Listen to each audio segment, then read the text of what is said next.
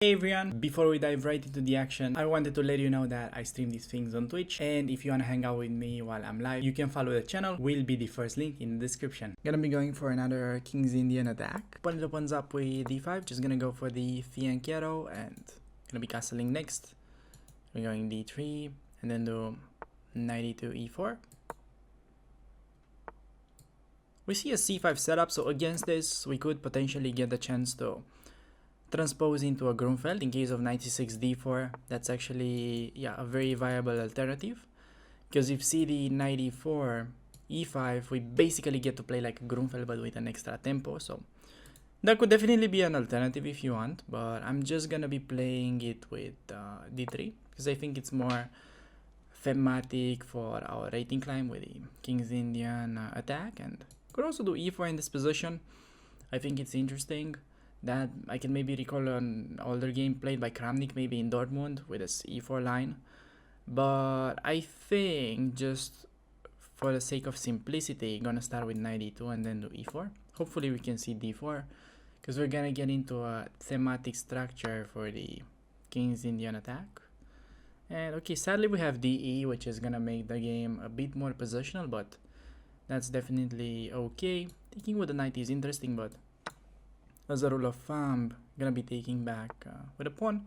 And on knight d4, we don't need to take and give them the extra space. So generally, I think you can just answer that by going c3, and you'll notice the clear difference between the d4 square and the d5 one, because the d4 square can be controlled by the pawn, and the d5 square can't, because the pawns are already committed. So that can be a pretty weak square in the long run in these lines. So on knight takes, generally gonna be taking with a queen, taking with a bishop is also fine, but that maybe allows some bishop h3, which maybe I don't want to see. So knight f3 also like allows knight e4. Not sure I want to see that either, even though then we have like pretty cute trick. So just gonna go for the for the trick, because that's like really funny. Knight e4, queen a4. Yeah. Okay, just gonna try to play a little trappy move here. Act like nothing's going on. Invite my opponent to take. He probably won't, but that would be like a pretty funny trap if we get there. So this is like pretty useful move that I just played anyways, but okay, get the trap on the board. That's like pretty funny. Now they're unable to defend. It actually feels pretty juicy now to get this on the board, even though didn't really have to get this trick though. Get the game going, but I thought it's like a pretty nice theme to show, and no idea to take on e5 with a knight. And on queen b6, we can simply pick up the e5 pawn, threatening all kinds of annoying discovery. So like for example bg2, we don't recapture, but we go for the discovery and we win the enemy queen, so that's gonna be even better. Yeah, just castles, but well, just to initiate more trades, I'm gonna start this way. I'm gonna do knight c4, gonna take on d6. Well, in case he plays queen a6, I actually forgot about that move. But that's fine, we can trade bishops and then unpin. My idea was that he plays queen c7 and then we literally get to trade everything and white just has an easy win. Queen a6 is a bit more stubborn, but still completely lost. Yeah, so queen c7 takes, trade bishops. Okay, get the tempo first. Queen d7 I expect. Oh, rook e8 going for the intermed. So we could trade and yeah, that's just a trade. I mean, I could take there and it's simply a trade, but we can take on e8 first and then we take the queen. So it's a trade, but we managed to grab a rook in the process, which is like even better. So now we're up a piece and the rook, and yeah, opponent finds the resign button and we managed to get this one in. If opponent doesn't fall for that and plays like castle, let's say, well, I would have probably developed like something like queen c2 or either queen e2, then try to reroute the knight to c4, rook d1, knight e3, all fighting for the d5 square. Just going for slow play, but okay, even better when they fall for the nice motif here. And just gonna be going for the fianchetto. See opponent perhaps trying to play the French defense, going e6 against everything maybe. Just gonna do the normal thing, cancelling next, and gonna be following it up with like d3 e4 normally. This is like really unusual though. Not sure what the bishop's meant to do in this structure on d6. Threatening to push e5, and that would be winning a piece, so has to do something about it, or can just win it, yeah, okay. Get the free piece with a thematic idea. Not sure what opponent had in mind in this game, but yeah, I guess just gonna be cashing in the piece, and we'll try to win in style. So are we going knight c3, knight e4 perhaps, or just going d4?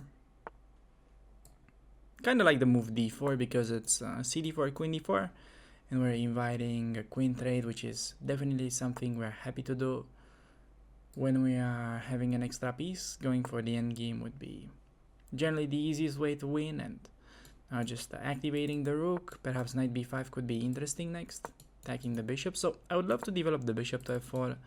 That bishop is in the way though, so for this reason I think knight b5 is quite nice. And on bishop d8, notice that now I can make this move that I wanted. And if they go a6, like a worst case scenario, we can go back. But if we have another interesting idea to go knight e6, but I think just gonna keep it simple now. Step back, knight e5 coming next.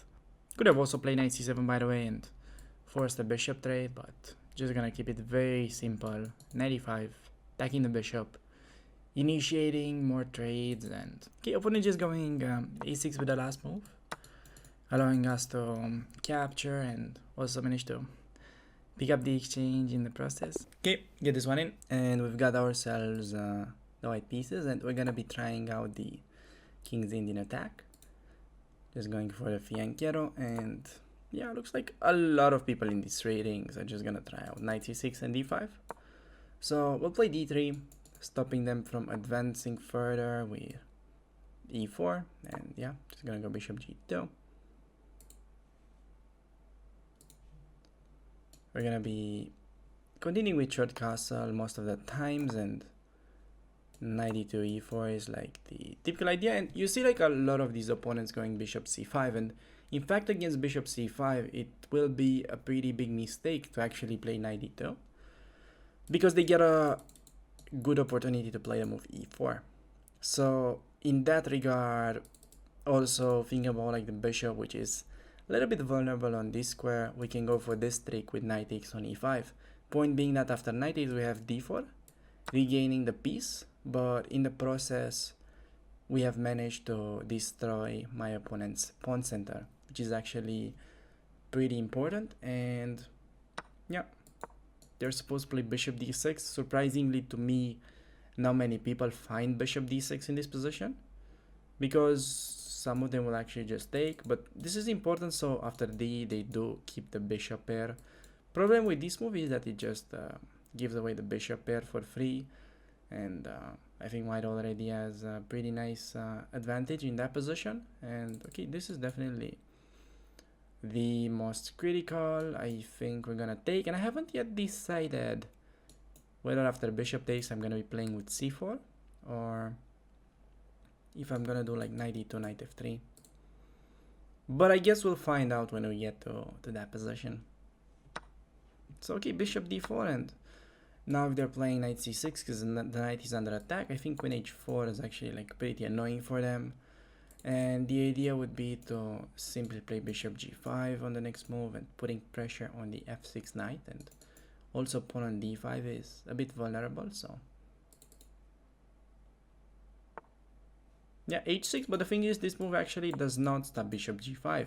That's like clever idea, but the rook is actually pinned, so you can actually keep in mind this little idea that you can play bishop g5 regardless, because my guess is that you're getting to these positions quite a lot, because bishop c5 seems to be just incredibly popular in these lower rated games, below like 1500 I would say. So yeah, you can get these positions on a regular basis, and queen h4 combined with bishop g5 maybe something that you want to keep an eye on. And now we could do either rook d1 or knight c3. There's no like a rush with taking twice on f6. That's not like going anywhere, so could start out with this move maybe, because on d4 we have knight e4, again like taking advantage of the pin. And after queen e7 we can simply go knight takes on d5, bishop takes, and we are up a pawn. Or we could try to play it even more aggressive by taking this way. I think that's actually better. Kind of debating my opponent to take with a bishop, because that will allow knight takes on d5, hitting the queen, and also, yeah, he goes right for it. I don't see the point. Queen's under attack, and actually in this position, I was attacking both the queen and the knight, so I was already winning big material. But after the long castle, I can just pick up the queen, and we're just completely winning, and gonna be taking on f6. We are up a queen for like a knight, which is definitely not even close to being enough as of a compensation, and you can just collect more pawns. We'll look out for opportunity to trade rooks next, and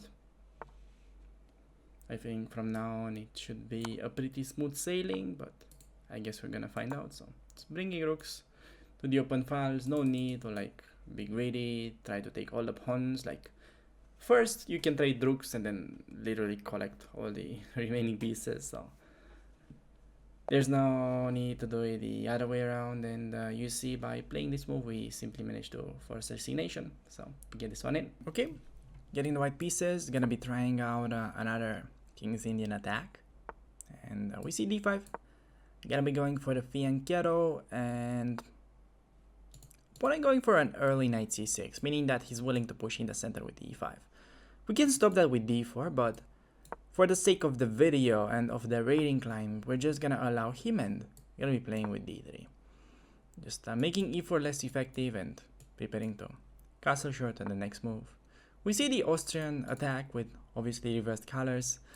Gonna be going for castles, and opponent plays bishop d7, which is super dodgy move. Because, well, not really helping the bishop on like an effective square and blocking the queen's path to the d5 pawn. So I think this would be a pretty good time to break in the center immediately. Opponent going knight f6, but I think now we actually get to show another thematic tactic for this rating climb, which is ed5, and then we can sacrifice the knight on e5. Not only because after knight e5 we can take on d5, but also because the king is in the center and knight e5 is also vulnerable to rook e1 ideas. So I think just to be more instructive, I won't be collecting the free knight on d5, but we're gonna play rook e1, highlighting the king in the center, which is really what makes this tactic work in general. And you just, okay, you don't win big, but you win a pawn, which is quite significant in this position because it's a central pawn. And okay, when they just go back, could take twice on c6, could just go rook e1. I think just gonna play rook e1 and knight e5, rook e5, bishop e7, bishop g5 wins the house, I think. Okay, there's still knight c8 there, but bishop b7 wins in that position. Yeah, so I guess we're gonna see that on the board. Bishop there, we get to develop with tempo because the bishop is pinned. This is big threat. He plays knight c8, but as I was saying, there's bishop takes and tag the rook and the knight with completely winning position. Okay, c knight c8. We actually get to the position that I was calculating, tagging the rook, threatening to eliminate the knight, and then winning the e7 bishop. So this is looking pretty juicy.